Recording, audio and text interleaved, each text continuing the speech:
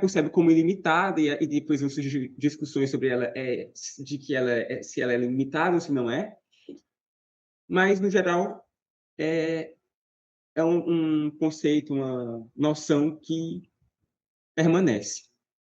Segundo ponto é o de Estado de Direito, que após que é uma forma da soberania de que é uma forma de exercício de soberania. O Estado de Direito surge no contexto, né, das revoluções do final do século XVIII até o início do século XIX, basicamente a Revolução Francesa e a Revolução Americana, a Guerra de Independência Americana, e que é marcada por um contexto de limitação do poder político. Assim, o Estado de Direito ele significa o império da lei. Assim, o poder político é limitado e o exercício desse poder é regulado, conforme na lei, conforme o direito. Assim, os poderes são rigorosamente disciplinados por regras jurídicas. E, em relação ao Estado absolutista que o antecede, o poder passa a ser despersonalizado. O poder da pessoa do não depende da pessoa do rei, por exemplo, pessoa do monarca, mas ele pertence ao próprio Estado e é limitado pelo rei. Sim, seja a ideia de uma burocracia, de uma organização legal, de uma organização racional. E assim a legitimidade não está relacionada mais a deixa de estar relacionada a aspectos religiosos, a aspectos tradicionais, e passa a ter como pressuposto de legitimidade a própria legalidade. É a legitimidade pela legalidade, pelo respeito à lei. E, assim, o Estado de Direito é um governo das leis que se impõe diante da possibilidade de arbítrio.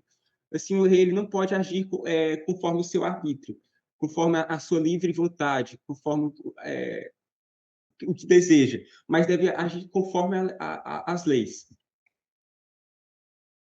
Outro aspecto é o do que é mais geral, né, o Estado moderno, que surge desde a formulação da soberania. A principal característica do Estado moderno é a formulação da soberania, que surge, né, nos finais da Idade Média, né, no contexto do final da passagem da Alta Idade Média para a Baixa Idade Média, e o Estado moderno está associado à ideia principal de centralização do poder político. Como eu expliquei anteriormente, centralização em relação aos poderes locais, que se impõe acima desses poderes locais e se impõe como independente de, de poderes que se pretendem superiores. Assim, o Estado moderno é uma ordem política determinada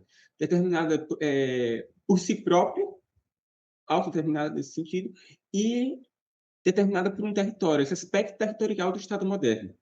Não é, por exemplo, o poder papal, que se pretende como universal, né? Se pretende como uma universalidade dos cristãos, mas é um poder que se situa em circunstâncias específicas.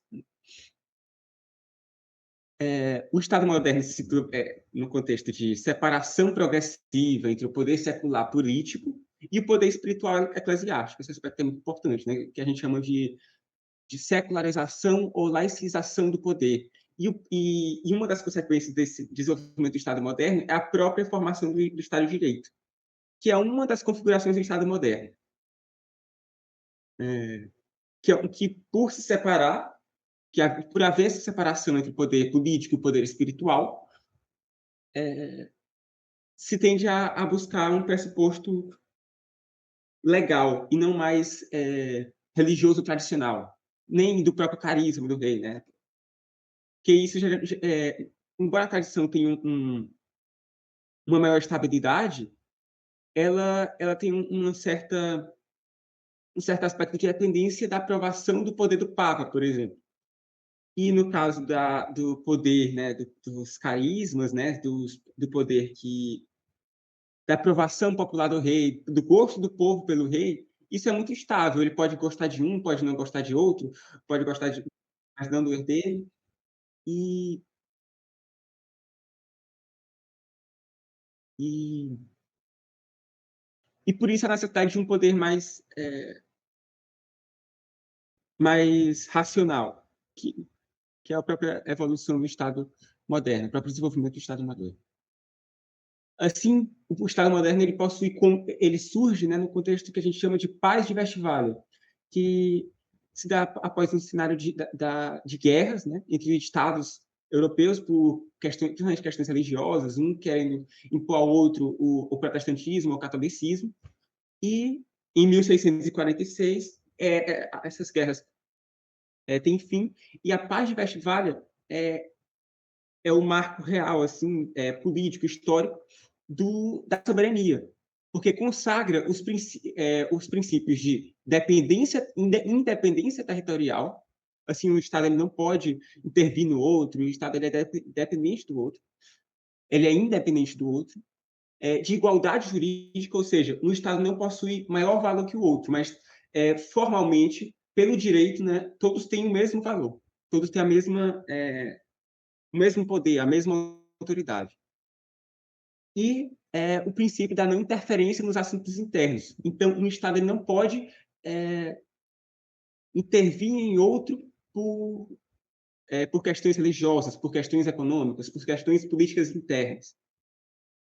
E esses princípios vão formar o próprio Estado moderno, desde esse período, desde o período do absolutismo, desde o período desde o período do absolutismo, mas desde a página da Chivalha, desde o Estado de Direito, o Estado liberal, né?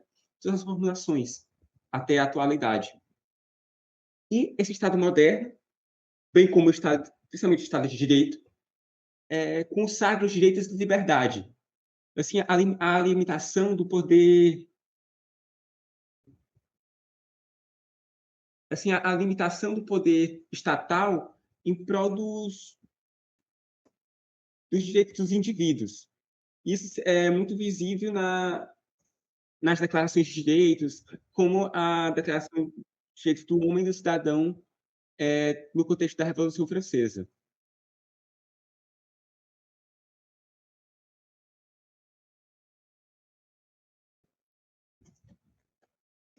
Como, por exemplo, a liberdade que é o que a gente chama de liberdades negativas, em que o Estado tem que se abster de algo. Por exemplo, a liberdade de expressão. O Estado não vai intervir na liberdade dele. A liberdade de ir e vir. O Estado não vai intervir no direito do indivíduo circular livremente. Então, essas liberdades negativas, esses direitos de liberdade, estão associados surgem no contexto do Estado de Direito, do Estado liberal. Que outros direitos, né, vão surgir só posteriormente. Então, aqui, o próximo ponto aqui são as teorias de legitimação. Qual a necessidade de haver uma legitimação? É a de justificar o poder imposto. Não só o poder imposto, mas também o direito positivo. Diante de um poder que já existe, é necessário que o fundamente, que crie uma legitimidade diante desse poder para que ele seja aceito. E assim surgem diversas formulações de teorias de legitimação.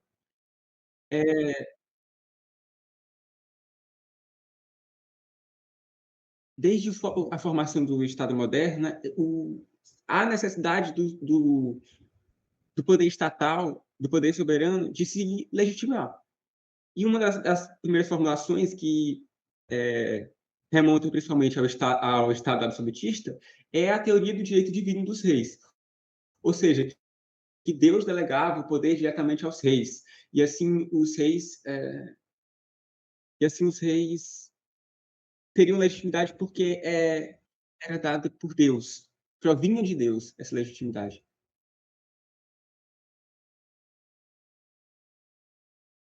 E, e como a própria religião, o próprio poder divino já era considerado legítimo pelo povo, então se justificasse o poder dos reis com base do direito divino, então esse poder é legítimo. Outra teoria seria a da soberania popular, que tem raízes um pouco mais antigas, a partir da ideia de que o poder divino, né, de que Deus emanava o poder ao povo, então Deus delegava o poder ao povo, e o povo que delegava o poder ao soberano. Então, o povo por si só haveria uma soberania no contexto terreno, no contexto temporal. Então, o,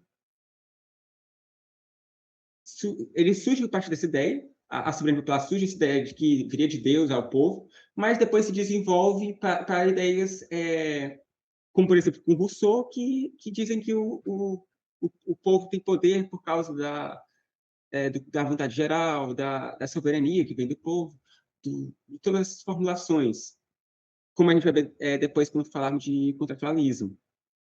Há outros teóricos da soberania, mas o que importa principalmente é mais essa ideia do poder que emana do povo e que é adotado por nós, né, na nossa Constituição, essa teoria. A segunda teoria é a da soberania nacional, que é uma teoria francesa, que diz que o poder vem da nação. Então, há uma diferença entre povo e nação, e no contexto francês adotaram principalmente a ideia de soberania como proveniente da nação. Na França, até que vai existir também a ideia da soberania popular, como Rousseau, né? Mas o que prevalece na escola clássica francesa é a soberania nacional, que concebe que o poder soberano possui 4 características principais. Que ele é uno, ou seja, não há outro poder num território, há apenas uma soberania. Assim, se aplicarmos, né, no contexto brasileiro, um Estado, né,